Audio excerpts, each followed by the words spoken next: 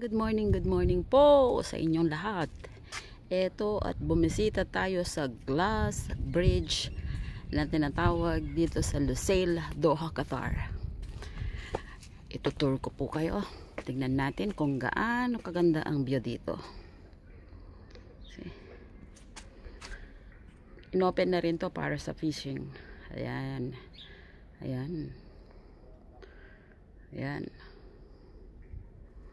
Ang gandang tanawin. What an amazing and beautiful view. Ayan po siya. Kaya tayo.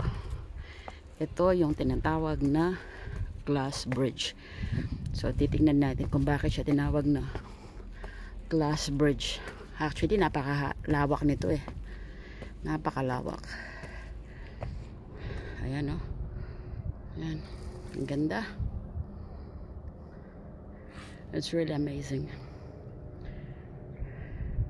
Napaka-stress reliever niya. Napaka-kalmado ng panahon. So calm and relaxing. Yan. Yan. Ganyan siya kaganda. Bungad pa lang to. Bungad pa lang.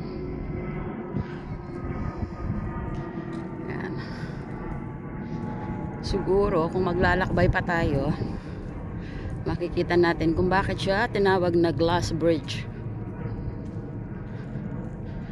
Malalaman natin kung bakit tinawag na glass bridge. Yan ang kanyang karagatan mula sa ibaba. Ayan. Ayan. Ganda.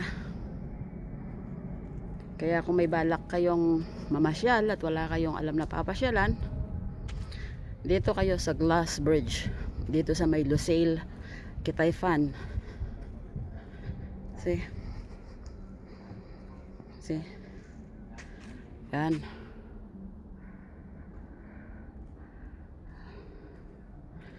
Ito kasi siguro yung tatapakan natin is glass. Look at this. See?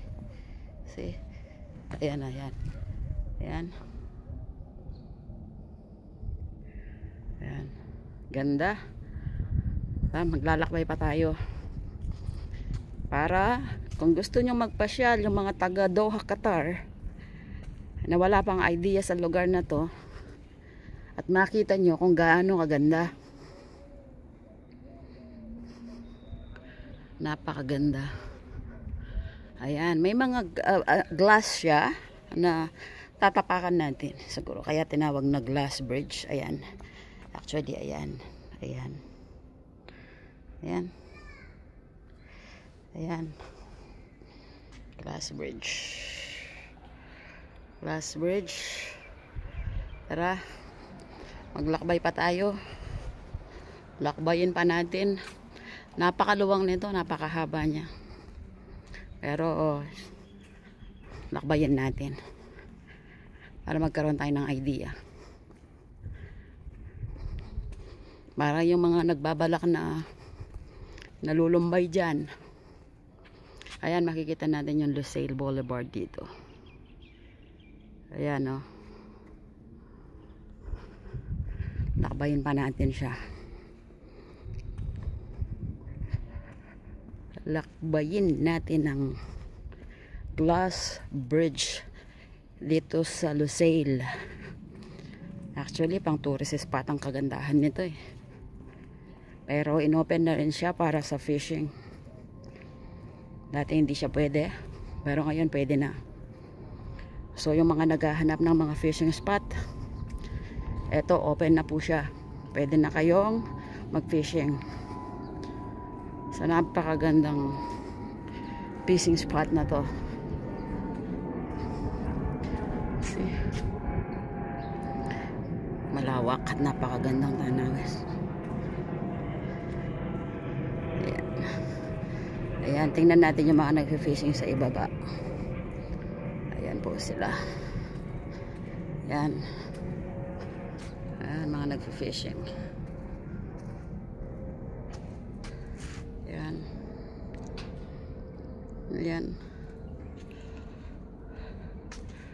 Ayan.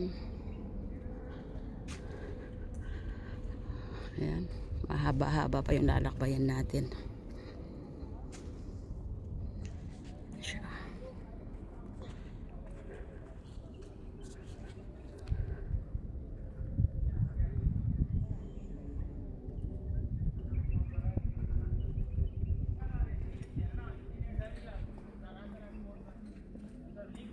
Ganda.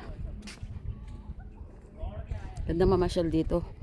Kung magpipiknik kayo, magsa-celebrate, o kayong magbabarkada, especially sa magpapamilya, magjowa, dito na kayo sa Glass Bridge.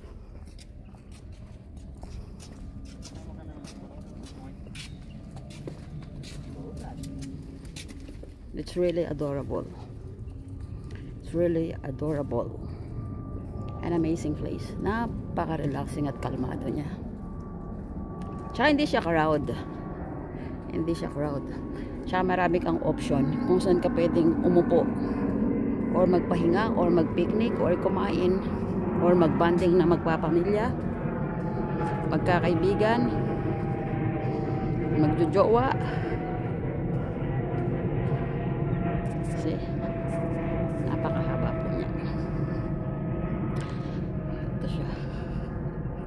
Ito may mga puno ng dates. Meron na din siyang mga upuan. Ayan. Ayan. Ayan. Ayan. Ayan. Ang maririnig mo lang dito yung uni ng ibon, yung sounds ng aeroplano, tsaka yung mga palagpag ng isda. Napakatahimik na lugar. Ayan. Napakaganda. Napakahaba pa nito. Mukhang mapapagod tayo sa paglalakad, ah. Para na rin tayong nag-tourist guide, ah. See? Yung sounds lang ng mga eroplano na nagliliparan sa kalawakan. See? Mga huni lang ng ibon yung maririnig natin. Ang ganda, oh.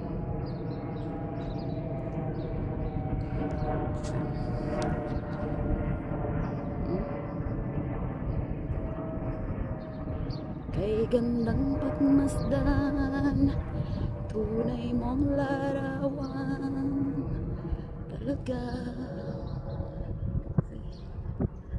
Ang ganda. Amazing. Amazing. Kasi madalang kang makakita ng ganito kaganda, ka-relaxing, amazing and wonderful place. Dito lang yan sa Glass Bridge, Lusail, Quezon. Ganda. Ay naku, hanggang doon pa yan nating lalakbayin. Malayo-layo pa. Sige. Kaya kung gusto mo rin mag-jogging, kasi mag-exercise, this is the best option here in Glass Bridge, Lusail. Punta na kayo dito. At nang masamahan nyo ko tumanaw sa kagandahan ng lugar na ito. See? Ang sounds lang niya, aeroplano, ha? Mga aeroplano. Oh, kalampag ng tubig at saka mga ibon. Para tayong nasa probinsya.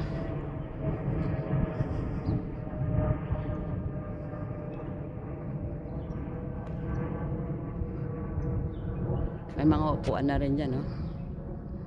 Kung gusto nyo maglabing-labing, kumain, mag-picnic, exercise, jogging, nandito na lahat yan.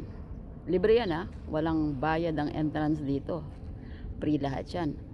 And the best part is, we came here to fishing. So at this moment, nagpe-fishing po kami.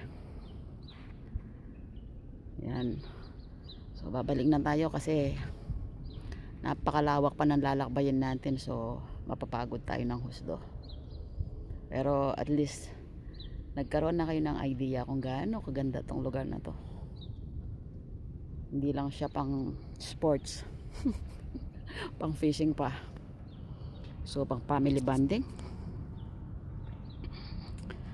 Balik na tayo. I love it.